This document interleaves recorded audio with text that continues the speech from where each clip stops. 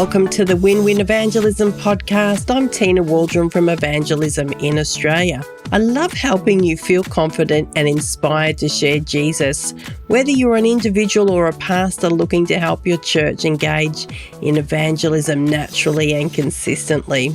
Before today's topic of simple ways to share Jesus this Easter, I want to invite you to share Jesus. It's a membership where you and your church congregation can receive my ongoing support and training to share Jesus naturally and consistently week after week. You can find out more at sharejesus.com.au. Pews filling across the country, with an Easter message echoed by many. That is a hope not just of beyond this world, which is the resurrection gives us, but hope in and for this world, so that Christians will be people of hope in their community. We can always have hope because there's no situation that is beyond God. There's nothing that's too far for God to get to.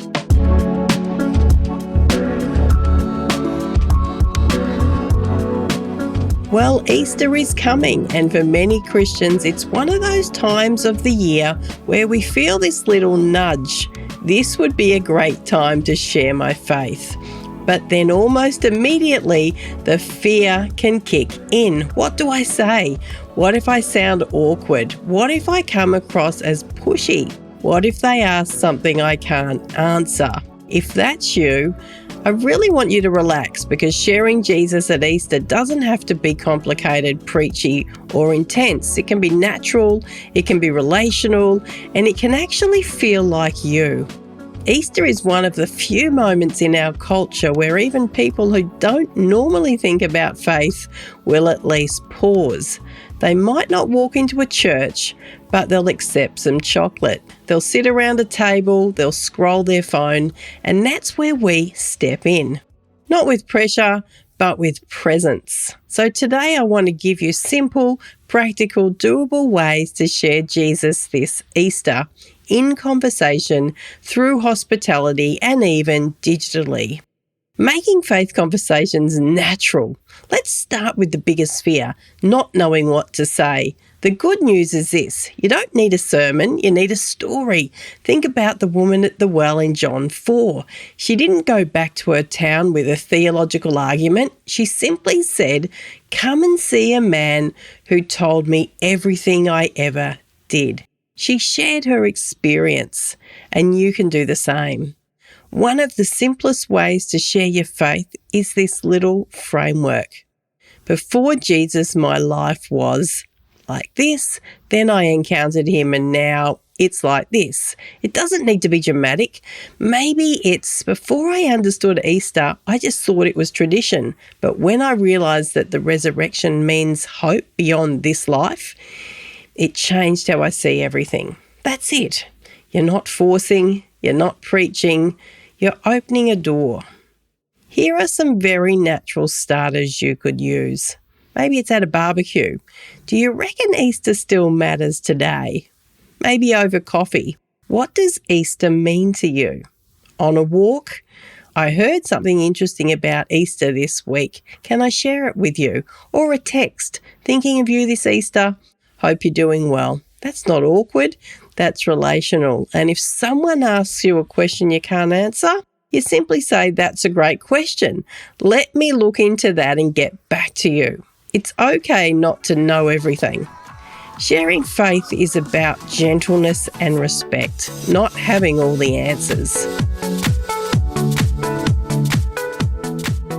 Just a quick break. A lot of evangelism training is confrontational, makes people feel awkward. We've worked hard to make all of our training the opposite of that, making evangelism something that everyone can be a part of. If you or your church are looking for that type of training, go to evangelisminaustralia.com and look at our training tab for some great options. Now let's get back to it.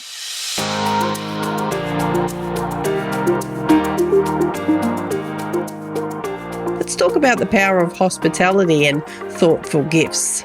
Let's move beyond words, because sometimes the most powerful way to share Jesus is through space, creating space. Jesus revealed himself over meals. He sat at tables with outsiders. He connected with people in homes. And there's something powerful about hospitality. Easter could simply be hosting a morning tea, inviting someone for coffee, a backyard barbecue, or inviting someone who might otherwise be alone. You don't need a big event. You just need intention. Even before eating, you might say something simple like, before we eat, I just want to say that for me, Easter is about hope, and I'm really grateful for each of you. That's natural and it's real. And then there are gifts. Not everyone will attend a church service, but a small, meaningful gift can plant a seed. It could be a handwritten Easter card with a short verse, a hollow chocolate egg and explaining how it reminds you of that empty tomb, a small book about Easter, or even supporting a Christian charity in someone's name. Sometimes it's just about helping someone see that Easter is more than chocolate and a long weekend. Ask yourself these questions. Who in my life might need hope this Easter?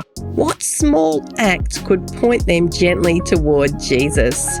Small acts matter. What about sharing digitally? Many people won't walk into a church this Easter, but they will scroll their phone. And that's not something to complain about. That's a mission field itself. Digital evangelism doesn't mean being loud online. It can be incredibly simple. You could send one text message. Thinking of you this Easter, Jesus once said, I'm the resurrection and the life. That gives me hope. I hope it brings you hope this Easter. Have a great Easter. Or ask, what does Easter mean to you? You could post a verse and a short personal reflection. For example, for me, Easter reminds me that the God I follow is alive and that he gives me hope beyond my circumstances. You could share a worship song that moves you. You could share a short video explaining Easter. You could create a simple graphic with a Bible verse using Canva. It's not about going viral. It's about being faithful.